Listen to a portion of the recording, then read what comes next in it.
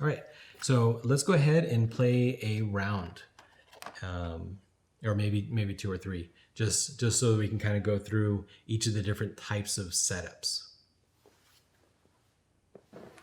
And quick break.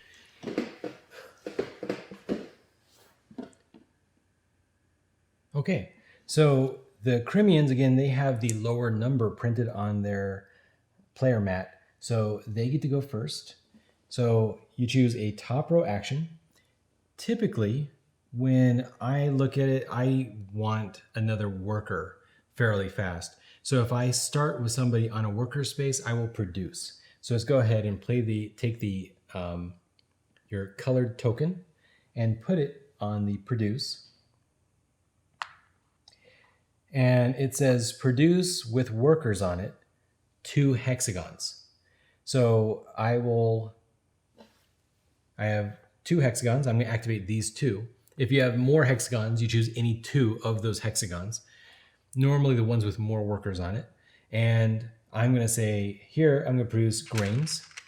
1 worker produces 1 grain. And here, 1 worker produces 1 worker. So boom. Now, underneath that worker is a red square, which means the next time I produce, I pay nothing extra. But eventually I will have to pay more because I have too many workers. All right. So then if I had 3 grain, then I could enlist.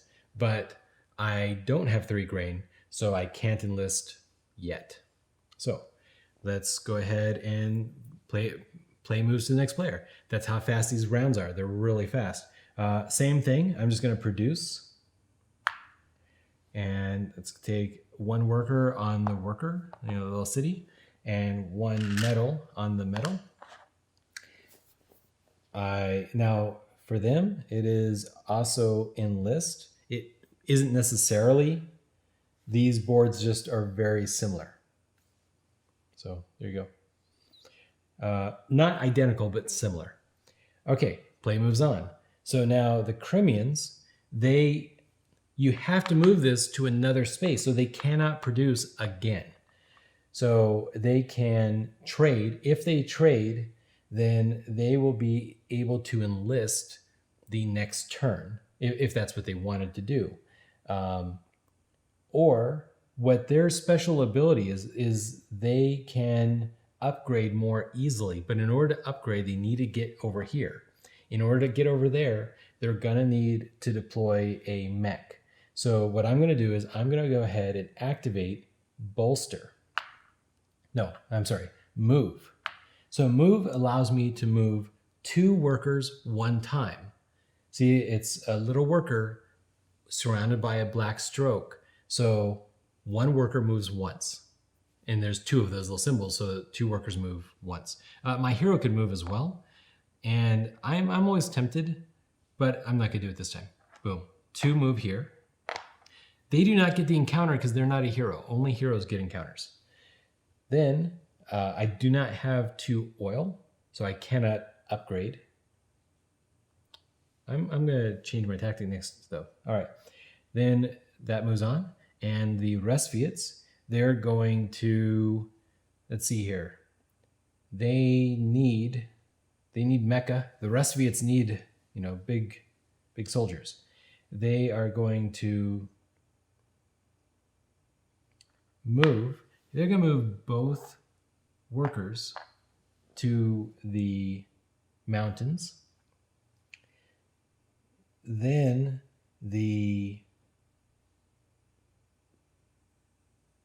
and then of course they can't afford wood, so it goes on to the next player. The Crimeans are going to produce again. So they produce 2 metal. And they produce 1 grain. And then they still can't do bottom row action. So it moves on to the Resviets. Now the Resviets have a special ability. We haven't really talked about that much. The Crimeans, they can spend combat cards as if they were resources. And the Resviets can choose the same section on your player mat as a previous turn. So if they want, they could move again, but that doesn't make any sense. But it'll be important in a moment. So let's go ahead and produce. So here, they choose 2 hexes with workers, but they don't have workers on that other hex. However,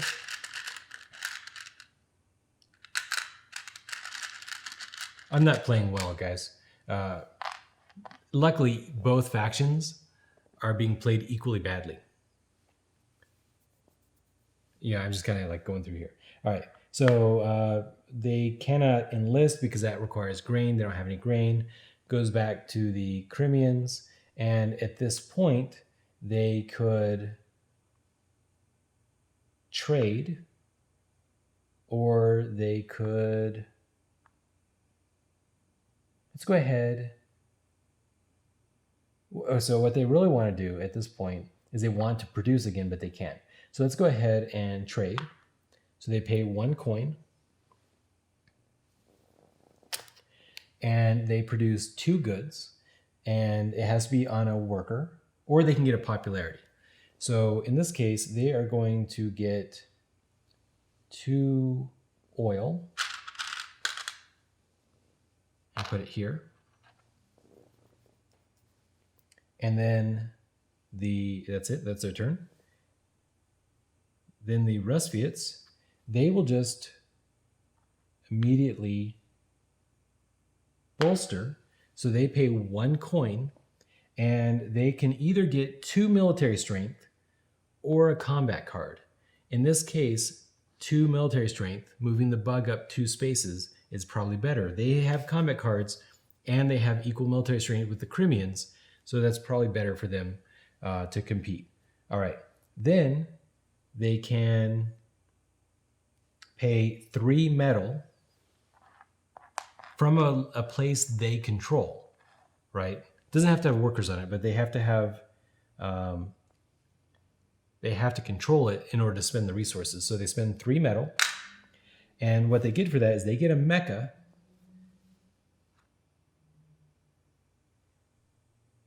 and I'm going to put down the mecha here and 2 gold,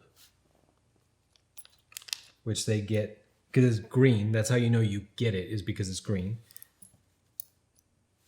So that was a pretty good deal in my opinion. They paid 1 gold and they got a mecha. Now at this point, you have to choose which ability you're going to unlock. The power I chose to unlock is the ability for the Resviets to move between any village they control and the factory. Okay. The Crimeans, meanwhile, they have almost enough to do a lot of stuff. So what I'm going to do is I'm going to do a move, and I'm going to move 1 unit here and 1 unit here. And then I'm going to pay 2 oil to upgrade. And in order to upgrade, what I'm going to do is I'm going to move 1 of my little squares. In this case, I'm going to choose I'm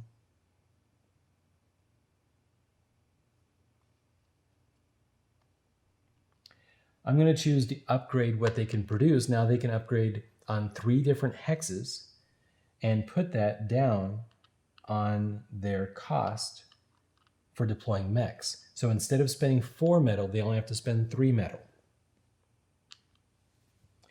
All right. And then they also get 1 gold coin. Well, 1 coin, not gold. In this case, it's a little weird blue. Is that supposed to be electrum? I'm not sure. But anyway, blue. Maybe it's tarnished copper. Okay. Boom. And then we go back to the Resviets, and they are going to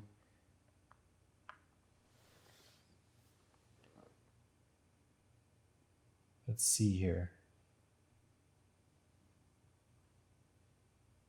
What we're going to do is we will have them I want them to move. Let's say yes. So he moves here. That's one movement. The mecha have the ability to pick up any number of villagers. So let's go ahead and have them pick up 2 workers and move back to the village. Oh, a happy family here. All right. Then they don't have wood, so they can't activate the bottom row action. Back to the Crimeans. The Crimeans are going to produce. Yeah. They're going to activate 3 hexagons because they have an upgraded technology base. And so they get 1 grain, 1 iron, and 1 new worker. Now, this time when I lifted up the worker, it revealed a bug underneath the worker, which means that now every time they produce in the future, it's going to cost them 1 of their power. Okay? And then 3 grain is enough to enlist. So let's go ahead and enlist, bottom row action. And which do we want? So we're going to build a mecha next turn. I'm going to say we do that. Let's upgrade our mecha and let's get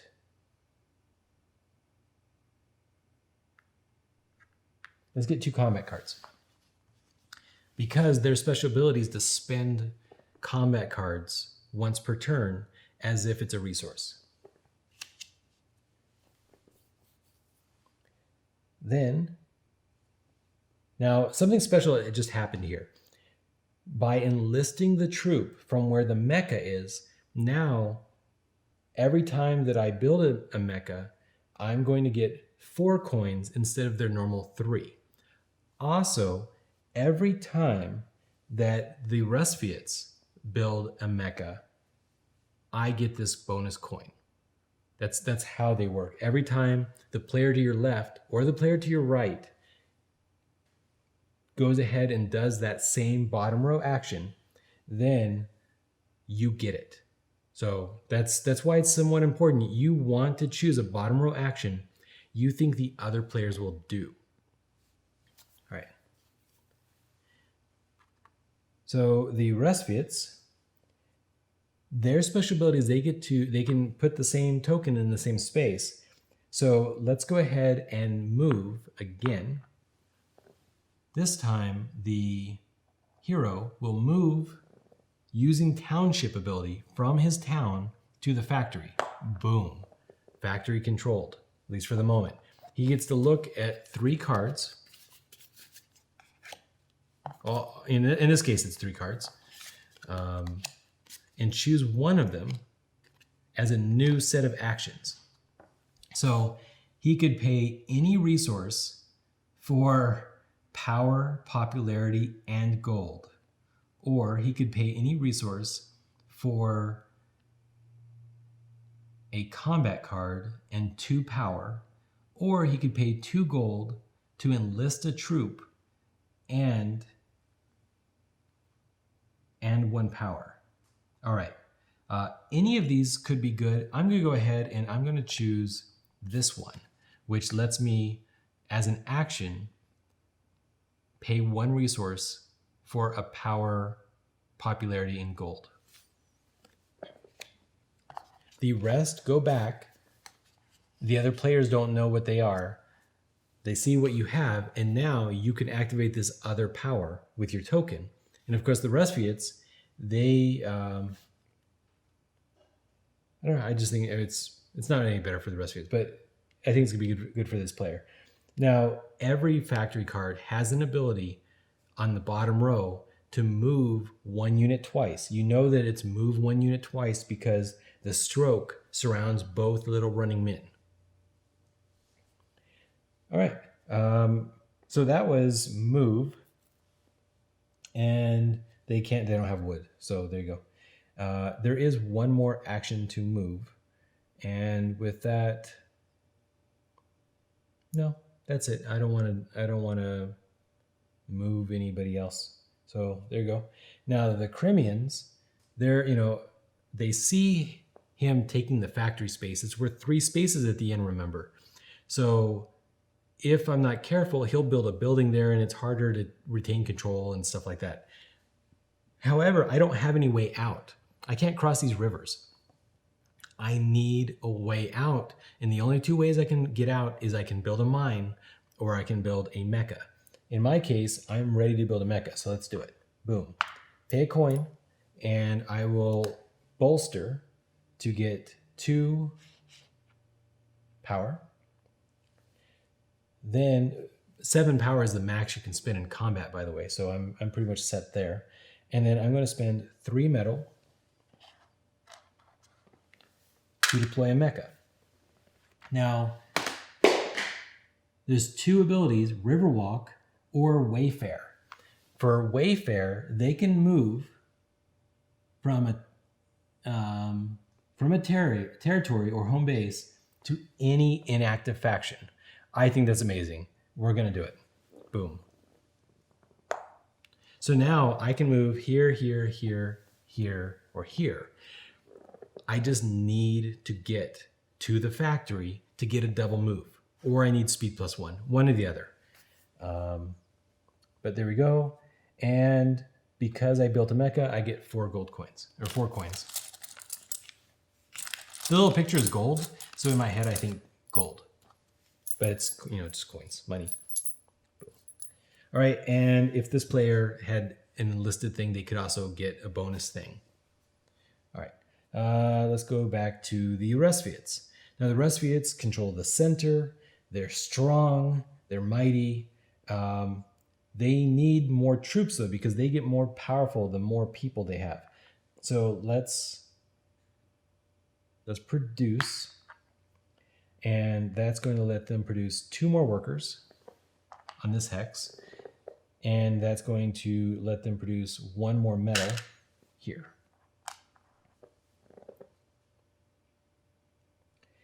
And they don't have enough grain to enlist.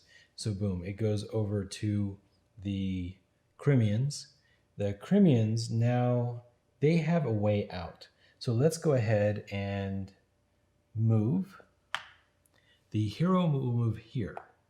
The mecha will move here, right? So he used Wayfare to basically sort of teleport to this other land with a worker. So I can now build things outside of my land and or just stop and get resources from wherever he is. So meanwhile, my hero stopped in a space with an encounter card. So I take the token off the board so we don't accidentally do it twice, and we pull one. Let's see. Now this is a picture of a man kind of waving hello to strangers in the distance with his pack bear. And it says I have 3 options. The bears frolic together in the snow. I would gain 1 popularity and 2 money. Or I can start a bear cavalry by enlisting the animal. I like that. I can pay $3 to enlist 1 recruit. Okay. Or I can have a bear meat sandwich for lunch. So I could gain 4 food, which would be enough to enlist a troop, but I'd pay 2 popularity and I'd be killing bears for bear sandwiches. That's silly. It doesn't even really make any sense. Obviously, I'm just going to pay the $3. I mean, I guess if I had no money, but no. I'm paying the $3 to enlist 1 recruit. And let's go ahead, and the next thing I'm likely to do is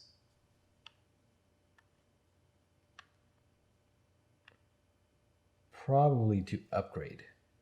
So I'm going to put this over here. I'm going to get 2 popularity.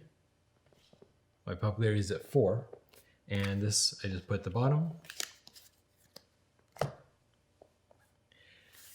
And the Resfiets. Now, I did not activate a bottom row action, by the way. Just enlisting is not a bottom row action. It was an encounter. It did it, which is a good thing because it could rob the other players of a benefit that they might have thought they were going to get. All right. So the Resfiets are going to, let's see here.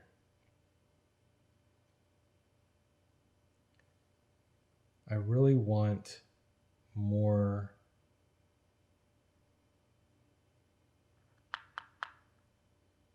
troops. I've got all those workers. I'm sort of wasting them if I don't go somewhere. How about we, I want to move them twice. Do I want to get all that stuff? We're going to move each of them once. So I'm going to take all the workers. No, I'll leave one worker there. So I'll take 3 workers with my mecha. They move 1 space. And then I'm going to move my hero.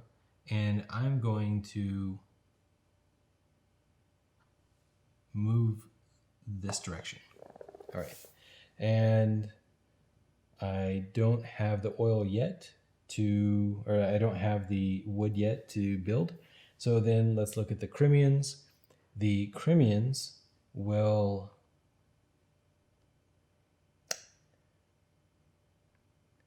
They have no resources. They need to move is what they need to do, but they already moved. So do I want to produce even more people? I don't think so. I think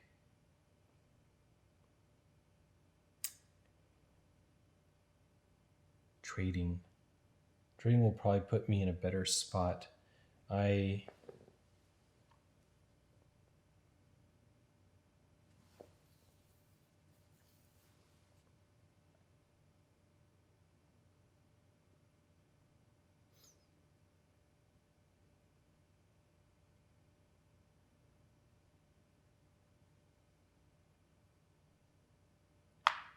going to trade.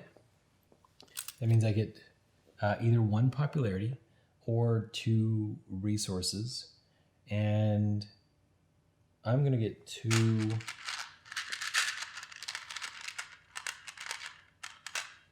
oil.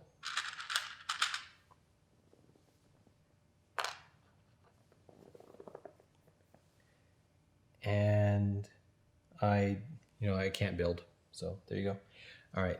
And the Resfiets, they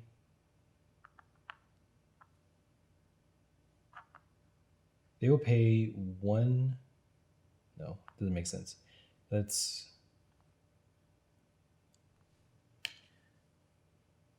pay 1 metal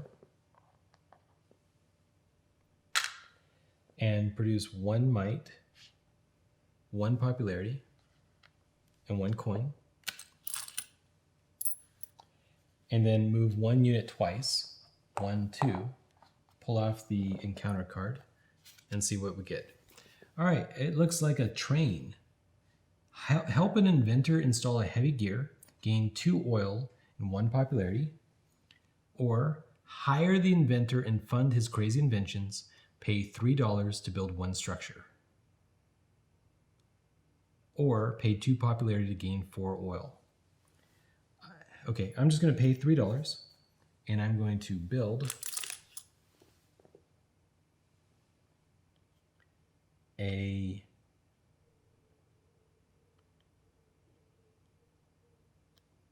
windmill.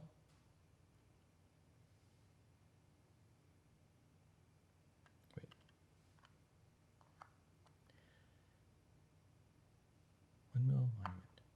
I'm going to build a windmill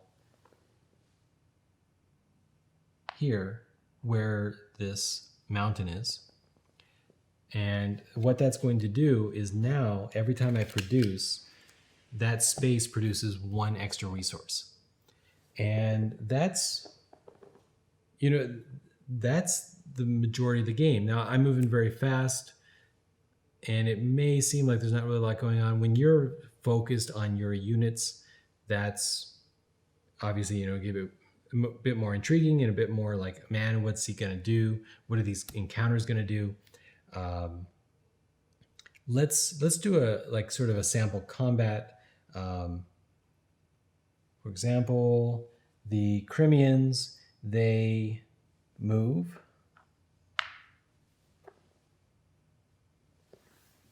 here and here, and then they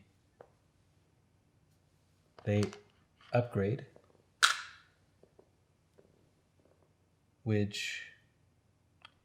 what's a good upgrade for them? Probably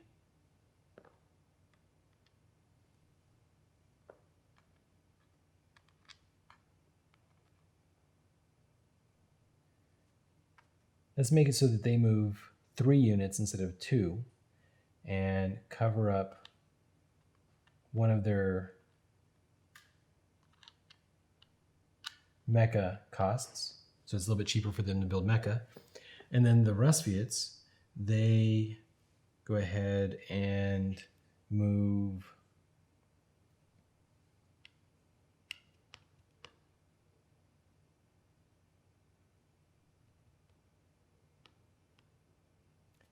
to have them produce. Producing costs them 1 military might, and they produce 2 here because the windmill counts as a space, as a thing.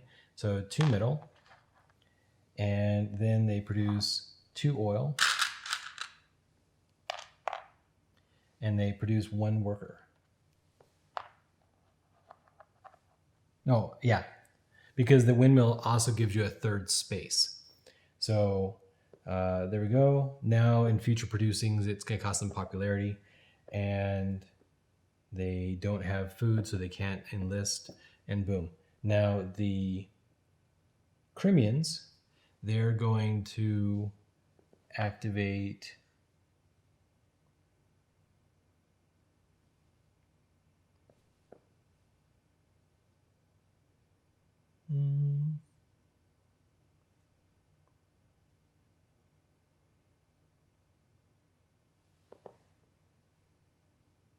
what would they do? They would probably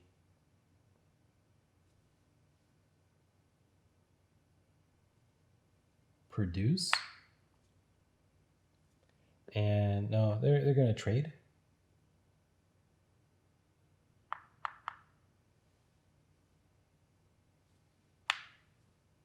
No, they'll produce.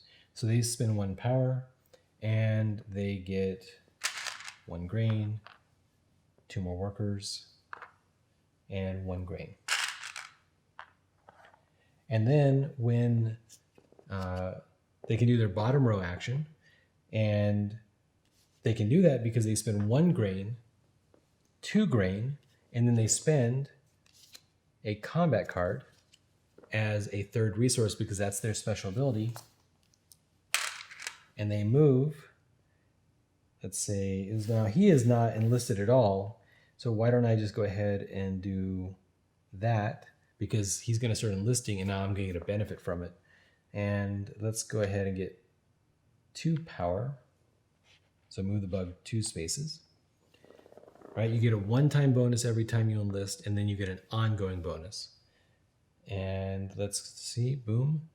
Then the Rusviets, they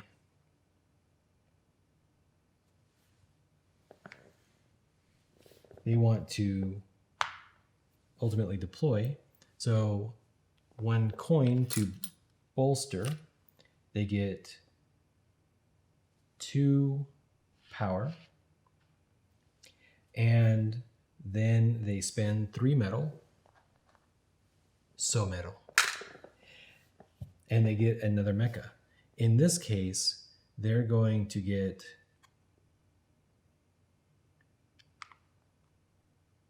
Riverwalk,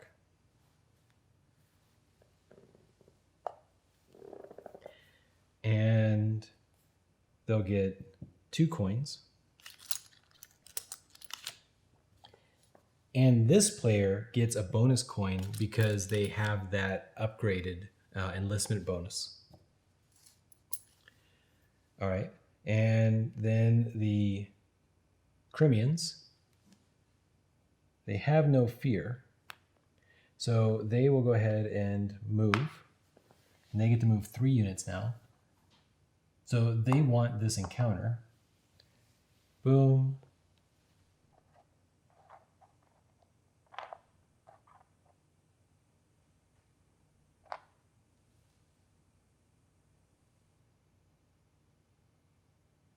So with their Riverwalk power, they can cross to farms and villages. So they'll just cross here.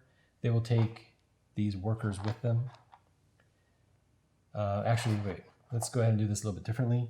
They need four grain whenever they do something. So this guy goes here, 1 space, takes 2 workers with him. This mecha now takes all 4 of these workers and he crosses the river to the farms. And oops, I had to move it to move. And that's it, because they don't have wood. There we go. Crimeans are going to look at it and they think they can win. So they will go ahead and, well, they can't move again though. So at this point, they will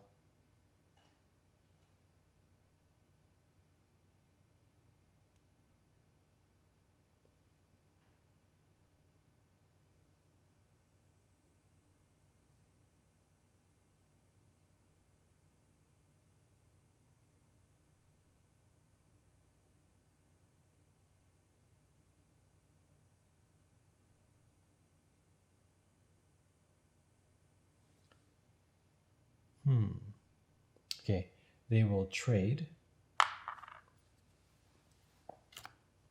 and get 2 metal.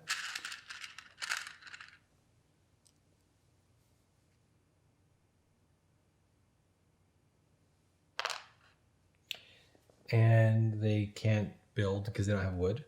The next player then says, hey, I'm the Rusviets, and if I want to move again, I can. And I think I can win. So why not? Let's go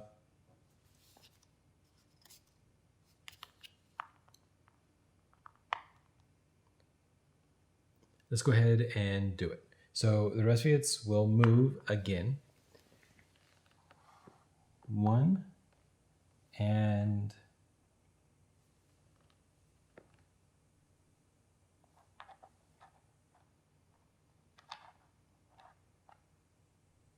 as much as enlisting would be cool, wood would probably be cooler. So it just goes again and takes all 3 workers with them. All right, so because we end the round with them being in the same space, before we move to the bottom row action, we have to resolve the combat. Now, both of them have 7 power, which is the max on this will. And both of them have combat cards. You're not supposed to know if they're going to spend the combat cards because there could be all kinds of different reasons. If we max and max, chances are they're just going to tie, and attackers win ties. However, that's going to cost some or all of their power. So what I'm going to do is I'm going to spin this wheel, and whichever number is the closest to being there, that's what I'm going to do. And I'm going to shuffle these 2 combat cards. Boom. And for the other faction,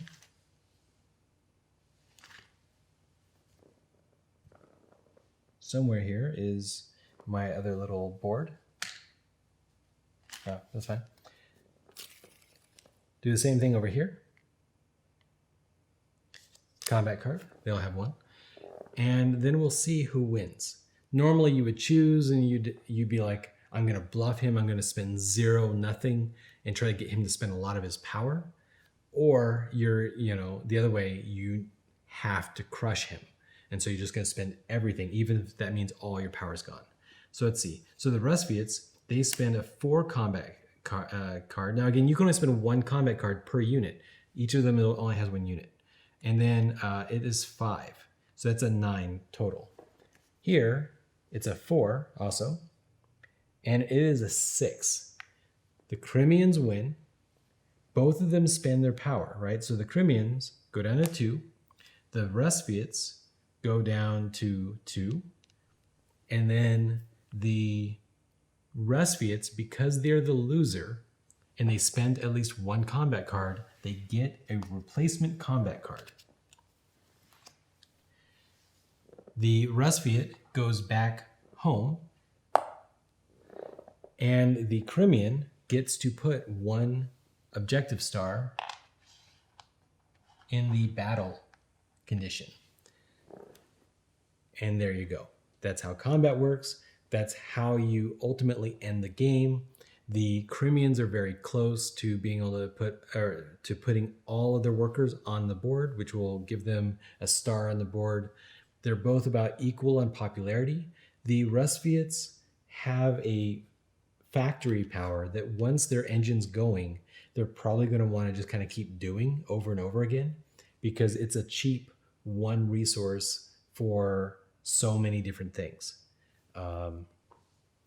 They hurt themselves with power, so it's going to be unlikely in this game that either of them would hit 16 power. It's not impossible. It just seems like something that's not going to happen. And that's the game. Our group really likes this game. There's something about it that I kind of just wanted to keep playing the whole thing. Now, normally you guys see me and I do like 1 round. That's not really fair because it doesn't represent a phase of the game because the rounds are so quick, right? The way you normally start, you don't get the bottom row powers. The other thing about it is that there's like a magic in the game that I don't think it can quite capture. Like I said, when I first kickstarted this game, I actually wasn't that interested in it. It seemed like something that was like I have like 3 or 4 games upstairs that seemed kind of similar, but only the icons, like only the symbols and the hexes and stuff like that. That's what seems similar, but it's actually just so different. If you like civilization type games, 4X strategy games, you're going to like this game a lot, in my opinion. All of us like civilization 4X strategy. So we kind of we played 2 times in one night the other night. That happens never with our games, except for none of our big box games. We never played 2 games in one night because they're too big and too our brains are fried. My brain's a little fried from playing 2 different perspectives right now, but you can play this game and have fun. This game to me seems like a little bit more complicated of a casual night in game, kind of like Roll for the Galaxy, right? There's certain games that my group gravitates towards whenever we're stressed out and we just don't want the stress of learning a new game. This is one of those games. It's easy to set up. Depending on the number of players, there's a lot of pieces on the board that you have to put back in bags, but it's not hard. It's definitely more than, some of the other games, just inherently because there's so many pieces. But when you're setting it up, everything makes sense, and I really like it. So I hope to hear about your gameplay experiences, whether or not there's anything I did wrong, or if this helped you at all. Please click like, subscribe, and share with your friends. All right, game on. Is there anything on your costume that you really, really, really love? Besides the mask, of course. Your finger? Your little hand? He really likes his hand, guys. Really, really likes the hand. Yeah, you should feel it, actually. Give me your skin.